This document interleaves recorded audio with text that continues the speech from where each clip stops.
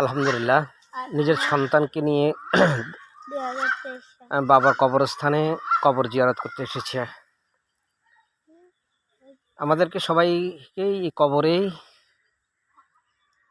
আমাদেরকে সবাইকেই মৃত্যুর মুখোমুখি হতে হবে এবং সবাইকেই মৃত্যুর পরে অনন্তকাল জীবনের দিকে চলে যেতে হবে। এটাই আমাদের ভবিষ্যৎ।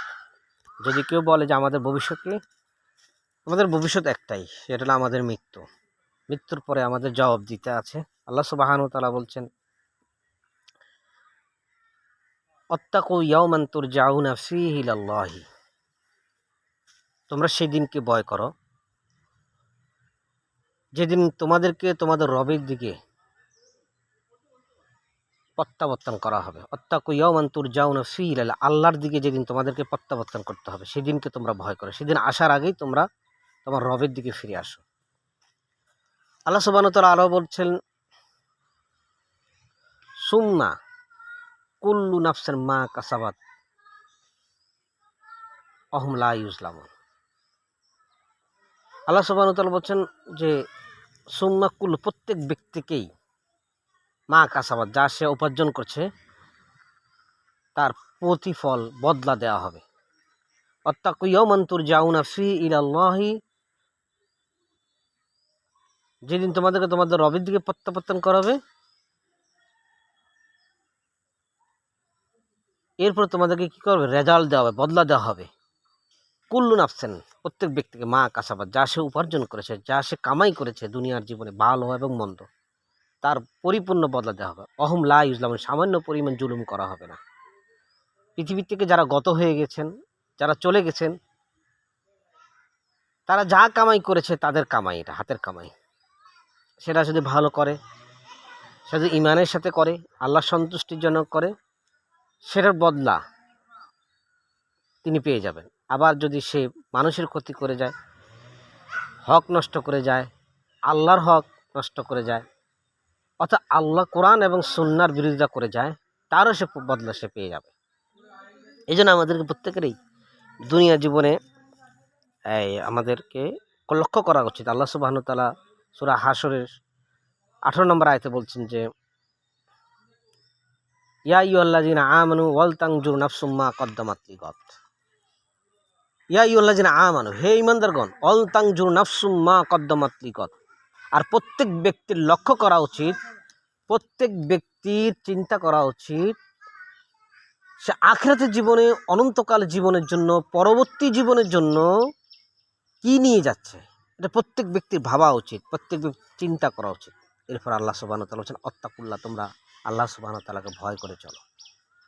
আমাদের প্রত্যেক মানুষের এটা চিন্তা করা উচিত, আমি আমার পরবর্তী জীবনের জন্য, আখিরাতের জন্য আমি কি নিয়ে যাব। দুনিয়ার জীবনে আমি আমার দুনিয়ার জীবনটাই আমার আখিরাতের আসলে রেজাল্ট।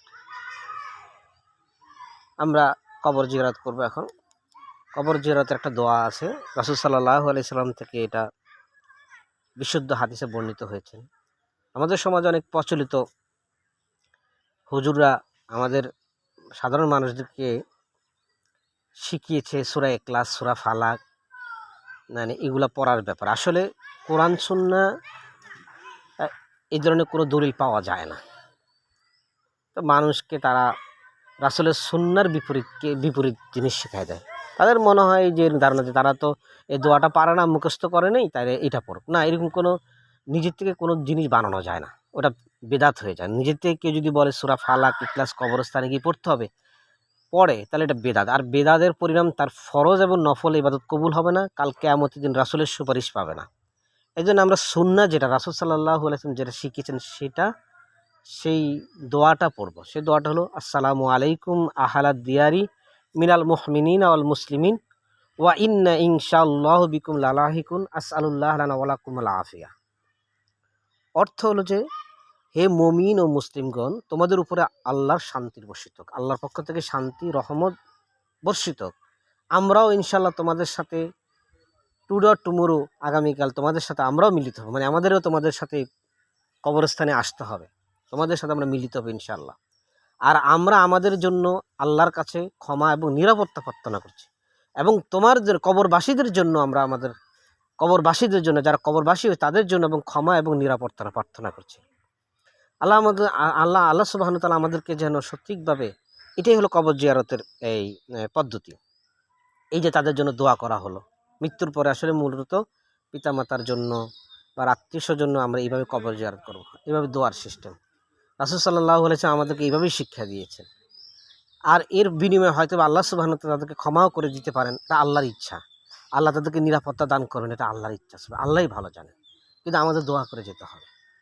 আল্লাহ সুবহানাহু ওয়া তাআলা আমাদেরকে আল্লাহর কোরআনকে আমরা যেন ধারণ করতে পারি, কোরআনের কাছে যেতে পারি, কোরআনের আয়াত অর্থ মুখস্থ করতে পারি, কোরআন অনুযায়ী জীবন করতে পারি, কোরআন অনুযায়ী যেন আমরা আমাদের সমাজ পরিচালনা করতে পারি, রাষ্ট্র পরিচালনা করতে পারি। যদি আমরা আমাদের সার্বভৌমত্বের ক্ষমতার মালিক আল্লাহকে বিশ্বাস না করি, অনেকে বলে জনগণ সার্বভৌমত্বের ক্ষমতার অধিকারী, তাহলে তার ছেলে ইমানের সাথে, সেই ইমানের সাথে কুফরি করলো।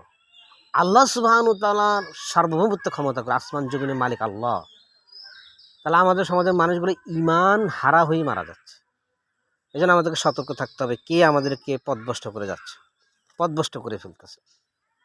আল্লাহ সুবহানাহু ওয়া তাআলা আমাদেরকে কোরআন সুন্নাহকে আমরা যেন ফলো করতে পারি। কে কোন আমাদেরকে কালকেও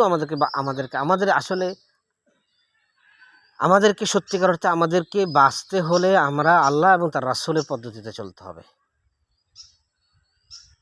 আল্লাহ সুবহানাহু ওয়া তাআলা আমাদেরকে যেন হেদায়েতের পথে রাখে, মৃত্যু পর্যন্ত ইমানের সাথে রাখে, ইসলামের উপরে টিকে থাকার তৌফিক দান করে আল্লাহ সুবহানাহু ওয়া তাআলা। আমরা আল্লাহ সুবহানাহু ওয়া তাআলার কাছে সাহায্য প্রার্থনা করছি। আসসালামু আলাইকুম ওয়া রাহমাতুল্লাহি ওয়া বারাকাতুহু।